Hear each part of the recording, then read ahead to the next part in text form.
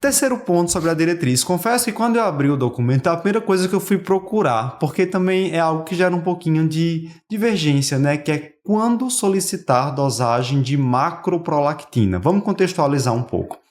Então, a macroprolactina, ela é uma forma de prolactina que não tem atividade biológica, então não tem relevância clínica. A relevância dela é confundir a gente na interpretação dos exames. É uma armadilha. É uma armadilha. E há um pouco de divergência em relação a quando solicitar. A gente assume universalmente solicitar quando o paciente tem prolactina alta, mas é assintomático, mas tem quem defenda também, alguns experts, de solicitar sempre que não houver uma causa óbvia. Sim. Porque você pode ter, inclusive, até concomitância de uma causa patológica. Você pode ter um prolactinoma, aumentando a prolactina, e ter uma macroprolactina. Tem macroprolactina junto. Tem quem defenda solicitar sempre, todos os pacientes com hiperprolactinemia. O que é que a diretriz fala e o que é que vocês costumam fazer na prática clínica? Eu sempre solicito. Né? Assim, a gente já vai cair nesse cenário, né, de sempre solicitar, até porque o exame da macroprolactinemia, muita gente usa nesse contexto de dizer, se o percentual de recuperação for abaixo de 30%, mas às vezes você vai ver dentro no resultado qual o percentual daquela prolactina que é realmente prolactina monomérica, que é a que vai fazer efeito, e qual o percentual daquela prolactina que é macroprolactina. Às vezes, mesmo não atingindo o ponto de corte para você dizer que é macroprolactina, às vezes você pode encontrar, por exemplo, uma prolactina 500, e aí daqueles 500 você tem 30% de macroprolactina, então você vai ter 150 de macroprolactina.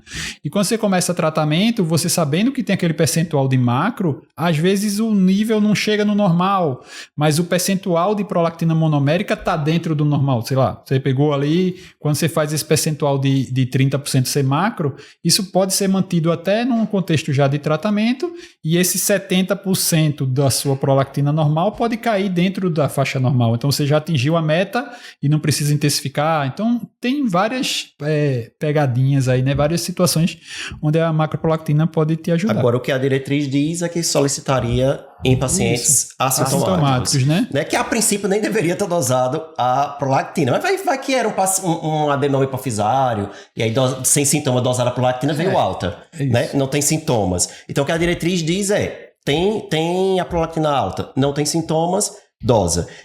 E aí, como essa dosagem, né?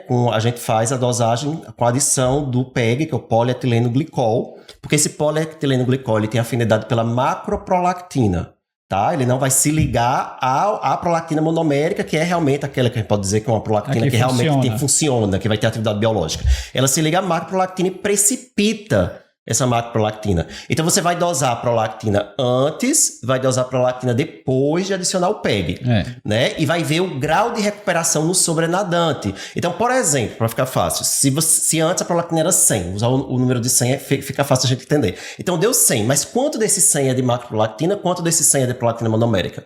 Coloca o PEG, vai precipitar o que tem ali de macroprolactina. Vamos supor que veio uma recuperação de, 10%. Né? Então, no sobrenadante só sobrou 10% do que tinha antes. Então, a maioria do que tinha ali antes era macroprolactina, porque teve a precipitação da maioria. Né? E aí ele coloca na diretriz abaixo de 40% para considerar a macroprolactina. Aí vamos usar esse mesmo exemplo. Tava 100, aí se deu 39% de recuperação. 39% de prolactina monomérica é uma prolactina elevada. Isso, exatamente. Então pode ser que tenha alguma coisa vai dar macroprolactina positiva, mas tem do hiperprolactinemia, né? Então, verdadeira. Essa condição de diretriz, a gente tem que ter uma certa cuidado na leitura, porque você vê assim, ele está fazendo uma recomendação em cima de uma conduta errada, né? Assim, ele vai dizer, você vai dosar macroprolactina quando tiver um paciente assintomático. O paciente assintomático não deveria nem ter solicitado a prolactina. Pode-se dizer é que abaixo de 40% a gente tem um predomínio de macroprolactina. Mas se isso quer dizer que é normal... tem que ver o que é que sobrou da monomérica, né? Vou dar um exemplo de uma paciente que chegou para mim, ela já era tratado, prolactinoma diagnosticado já fazia uns 5 anos, eu acho, se não me engano. Já era tratada e pela redução, praticamente tinha mais tumor, estava 0,1, 0,2 em relação, e antes era 0,8, 0,9. Prolactina dela ficava ali entre 30, alguma coisa, mas muito tempo de tratamento, sem sintomas nenhum, já perto da menopausa, resolvi tirar a cabergolina. E aí, depois que eu tirei a cabergolina, subiu ali para 60. A paciente continuou assintomática, sem sintoma nenhum. O tumor não aumentou. Nunca tinha prolactina, dosei a macroprolactina, tinha macroprolactinemia. Então, na verdade, o que estava ali sobrando daquela prolactina era a macroprolactina. Ela resolveu o problema do prolactinoma dela, mas ficou o residual da macroprolactina. Se ela tivesse macroprolactina desde o início, a gente já trata sabendo, né, que vai ter alguns laboratórios hoje já fazem de rotina. Sempre que a prolactina vem elevada, ela avalia a macroprolactinemia, né? Já tem isso aí de rotina.